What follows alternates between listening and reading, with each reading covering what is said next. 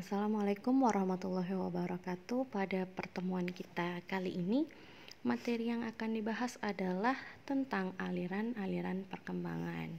Dalam aliran perkembangan ini terdapat 3 aliran.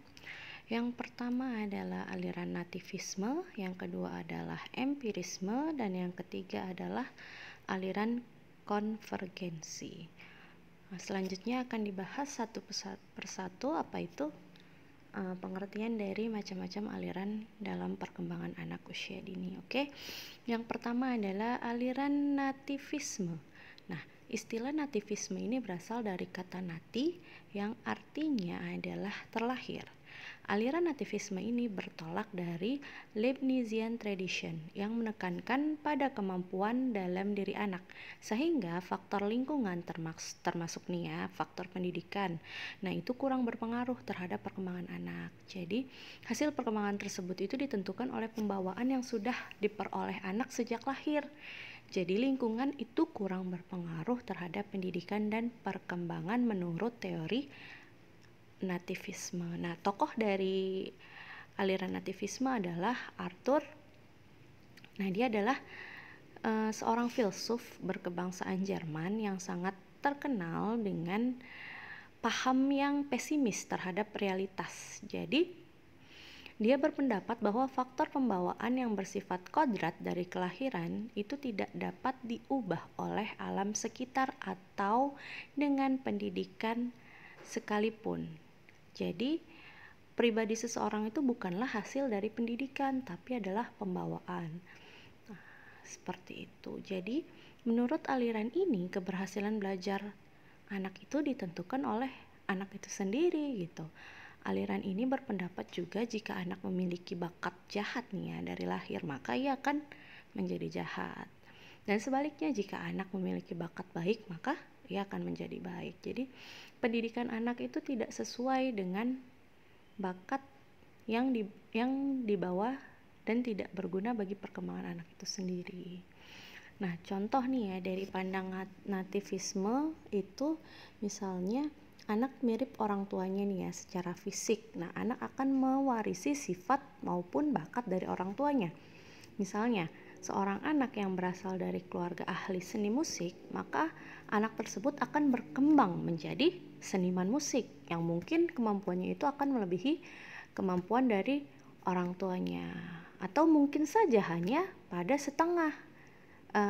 mendapat setengah kemampuan dari orang tuanya. Jadi menurut dari teorinya nativisme ini, pokoknya itu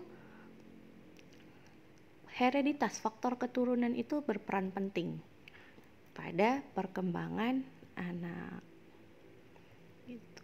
Pendidikan nih menurut aliran nativisme ini tidak memiliki kekuatan sama sekali gitu. Jadi termasuk bersifat pesimistis dalam memandang sebuah pendidikan. Jadi menurut mereka itu pendidikan nggak ada nilainya. Yang terpenting adalah faktor hereditas, pembawaan dari genetika orang tua ke si anak. Nah, oke.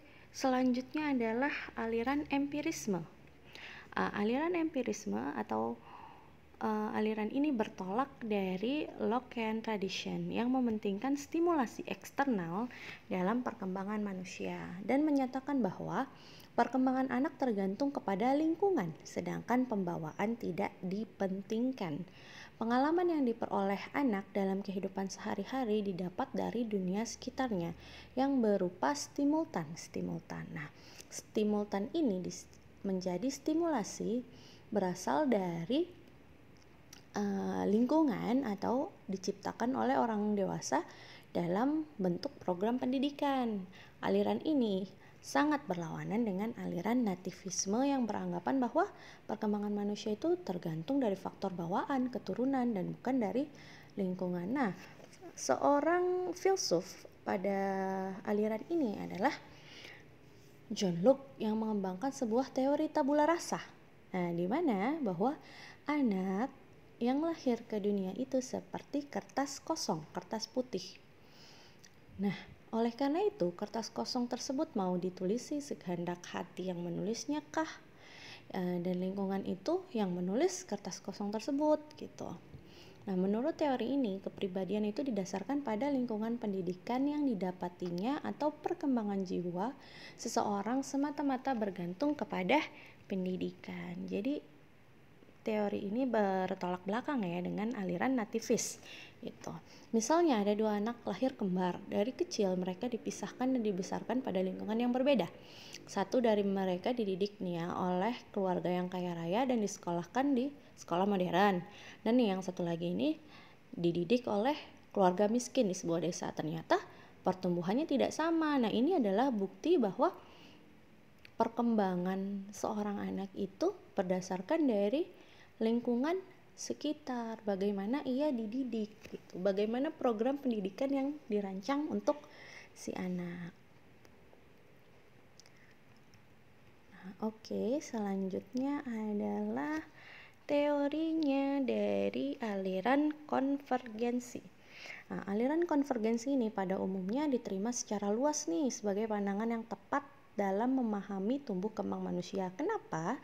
Karena aliran ini merupakan perpaduan dari aliran sebelumnya, yaitu nativisme dan empirisme. Seorang tokoh pendidikan Jerman bernama William Stern berpendapat bahwa seorang anak dilahirkan di dunia itu sudah disertai pembawaan baik maupun pembawaan buruk, sedangkan perkembangan anak selanjutnya akan dipengaruhi oleh lingkungan. Jadi faktor pembawaan dan lingkungan ini sama-sama berperan penting. Bakat yang dibawa oleh si anak pada waktu lahir itu tidak akan berkembang dengan baik tanpa adanya dukungan lingkungan yang sesuai untuk perkembangan bakat si anak. Sebaliknya, lingkungan yang tidak baik dapat menghasilkan perkembangan anak yang optimal kalau memang pada diri anak itu terdapat bakat yang diperlukan untuk mengembangkan itu. Nih, sebagai contoh, hakikat kemampuan anak manusia berbahasa dengan kata-kata ya. Nah, pada anak manusia ada pembawaan untuk berbicara melalui situasi lingkungannya. Anak akan berbicara dalam bahasa tertentu. Jadi bahasa yang diajarkan, maka anak akan berkomunikasi dengan bahasa itu. Nah, lingkungan pun mempengaruhi dalam pengembangan pembawaan bahasanya. Jadi logatnya, cara bicaranya, kasarkah atau lemah lembutkah ia berbicara. Nah, itu tergantung dari lingkungannya. Seperti itu. Nah, berdasarkan dari ketiga aliran yang sudah dijelaskan tadi, maka dapat disimpulkan bahwa faktor yang mempengaruhi kualitas perkembangan anak itu ditentukan oleh yang pertama ada yang namanya faktor internal. Yang kedua ada faktor eksternal. Jadi ada faktor dari luar dan ada faktor dari dalam. Nah, Ibu akan bahas dulu faktor internalnya, yaitu ada genetika atau hereditas atau keturunan. Nah,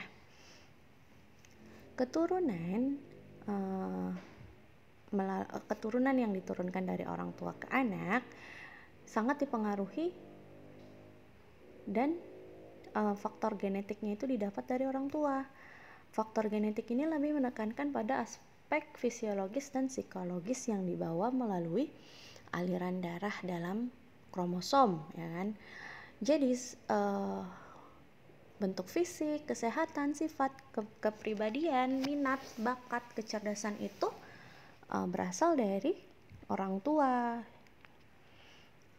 Oke, yang kedua itu adalah hormon. Nah, pengaruh hormon ini sudah terjadi sejak masa pranatal, yaitu masa sebelum kehamilan atau masa sebelum kelahiran ya. Yaitu saat janin itu mulai berumur 4 bulan. Pada saat itu terjadi pertumbuhan nih yang sangat pesat gitu. Makanya orang yang sedang hamil pada 4 bulan pertama itu diusahakan untuk mengkonsumsi gizi, vitamin yang lengkap untuk memenuhi kebutuhan perkembangan si anak. Nah, beberapa hormon yang berpengaruh dalam proses tumbuh kembang si anak yaitu ada yang namanya hormon pertumbuhan somatotropin. Nah, sedangkan hormon estrogen dan progesteron merupakan hormon seksual yang berguna saat anak mulai memasuki usia remaja sebagai salah satu penanda kematangan seorang individu. Nah, kita beralih ke faktor eksternal, faktor lingkungan. Yang pertama adalah keluarga.